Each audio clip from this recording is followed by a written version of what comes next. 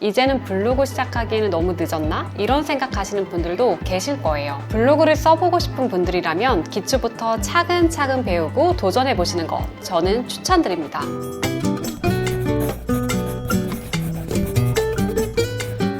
안녕하세요 여러분, 플레이스 바이럴 마케팅 전문가 부하로입니다. 블로그에 대해서 궁금한 것이 많은 분들 계시죠? 이제는 블로그 시작하기에는 너무 늦었나? 이런 생각하시는 분들도 계실 거예요. 하지만 네이버 블로그는 국내 시장을 장악하고 있는 거대 검색 엔진 플랫폼으로서 여전히 막강한 힘을 가지고 있어요. 전혀 늦지 않았습니다. 블로그를 써보고 싶은 분들이라면 기초부터 차근차근 배우고 도전해보시는 것 저는 추천드립니다. 블로그가 무엇이냐 하면요, 여러분 다 아시죠?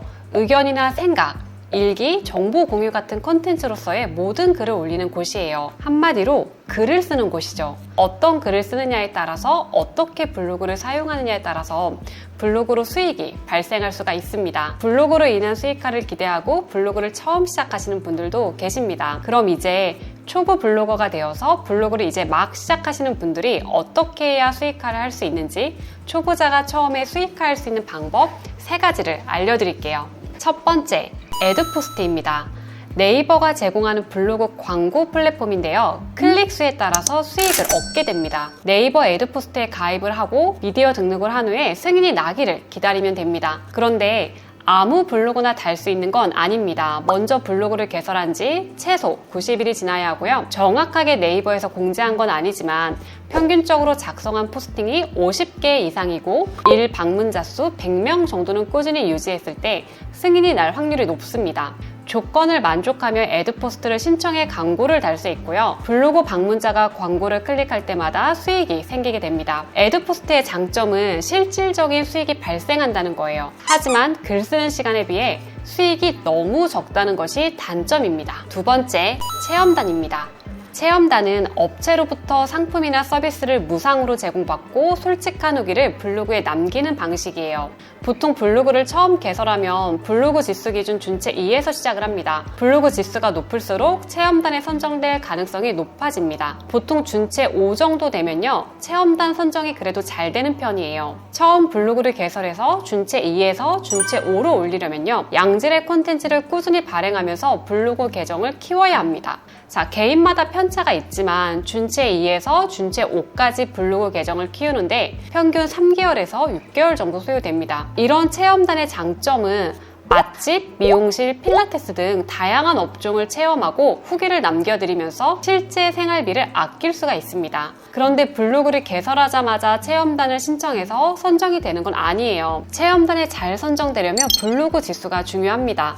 이 블로그 지수라는 건 앞에서도 설명드렸듯이 양질의 콘텐츠를 쌓으면서 블로그를 운영하면서 계정을 키워나가야 올라갑니다. 그래서 바로 수익화가 어렵다는 단점이 있습니다. 또 생활비를 절약할 수는 있지만 실질적인 수익이 발생하기는 힘든 구조입니다. 세 번째, 기자단입니다.